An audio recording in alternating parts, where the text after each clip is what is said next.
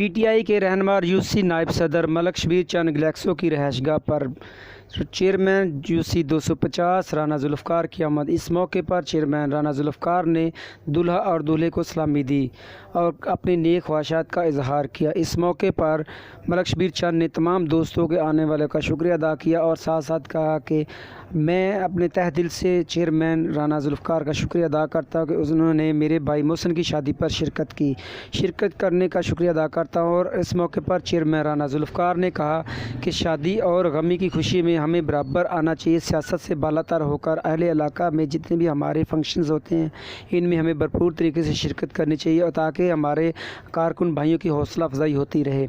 اس موقع پر شبیر چند نے تمام آنے والے دوستوں کا شکریہ ادا کیا، جن میں ملک ضیاء، محمد انیس، عدنان بلوچ، چودھری جاوید سرفراز سمیت دیگر دوستوں کا شکریہ ادا کیا۔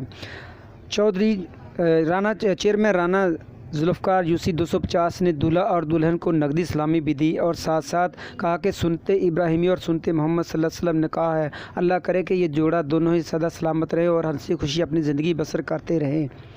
Rana Zulfiqar U C chairman 250 نے کہا کہ میری دعا ہے کہ یہ جوڑا اپنا سدا سلامت اسی طرح رہے اور اپنے ماں باپ کا فرمانبردار بن کر رہے۔